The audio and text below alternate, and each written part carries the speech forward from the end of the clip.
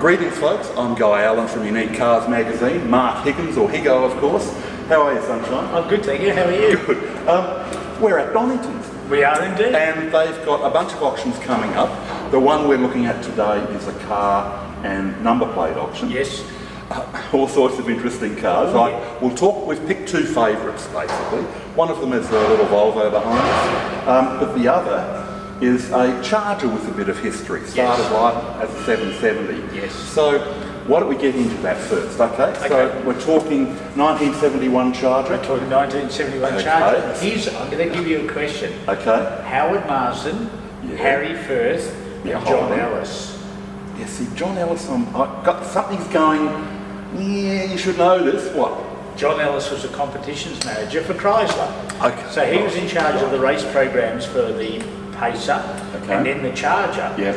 But probably more famously than that, he was the man responsible for getting the triple Weber carburetors onto the Hemi engine. He worked with Weber in Italy, spent his time in Italy working with Weber to develop the triple carbs that go on the Charger. At the age of 28 he had this job, mind you. Really? So he was a youngster compared to Marsden and Firth and all the tricks that they knew. And he still did a ripper job with those Chryslers over the years. Isn't that amazing? And I love the whole Charger story, or the Australian Charger story, because it was done on peanuts. Yes. And it was actually a skunk works thing. Like, they didn't actually mention it to head office until they basically had it ready. Exactly. And head office said, oh yeah, what the hell, go for it. Exactly. And it was a huge success by any reasonable measure. Absolutely. And they cut utes down to shorter wheelbase sizes to test them for the racing program and all sorts of things. Yeah. So it's a great story, you know. And probably Australia's the only place you can get away with doing something like that. Well, that's right, because I think their budget was, what, $2 million? Which is $3.50, and they found a few more shekels behind the couch. You know, that was about it, really. When you think about it, it wasn't much at all. And of course, the Charger, when they came out with the VH model, it accounted for 50% of their sales. Wow, okay, yeah. Of Valiant sales in total, 50% of it was Charger. So it was a huge thing for the brand. Okay. You know, and everyone remembers Hey Charger, the ad. Like, yes, everyone remembers it. Even now, which is kind of weird, really. Because there's a lot of people who weren't born then. So. Exactly. Okay, so this particular car belonged to Ellis. John Ellis, it was his personal car. It's had a famous driver in it at times. Well, famous driver who actually raced Chargers for the factory back in the day, Leo Gagan. Yeah. He and John Ellis shared the car in a number of sort of classic car events, Target type events. Right, like that. okay. It's now for sale. We're looking at $70,000, $80,000. So if you want to buy a Charger that's got such an amazing link to the brand and to the company, this is the one to get. Okay, so another coupe, and at the opposite end of the planet, and the opposite end of lots of things, the Volvo P1800E. E. And of course, famous for? Roger Moore, the Saint. Right, now you were singing the theme song too. There you go.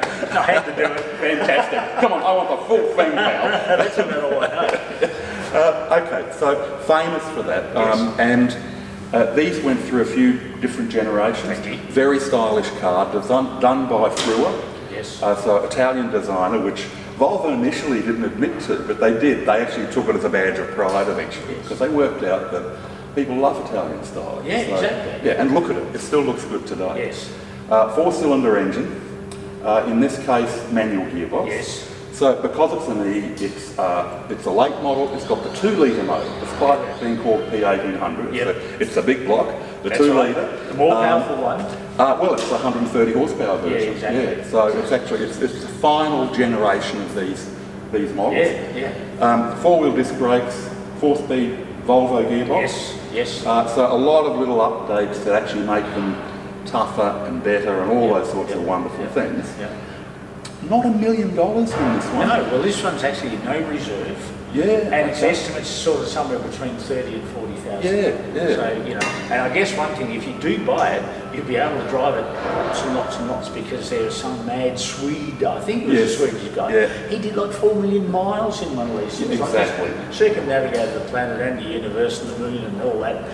Like, literally, you know, 4 million miles. Oh, well, you're right. And this has got, I think it's showing 125,000 miles, which is nothing so for one of these. Yeah, exactly. So a bit of fun. Look, there's lots and lots of other stuff. at the auction. Go and have a look at it. Donington Auctions, very easy to find online. It's coming up February 19. It is.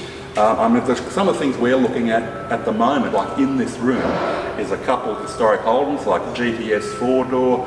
We've got Rolls-Royce, high-end Benz coupes.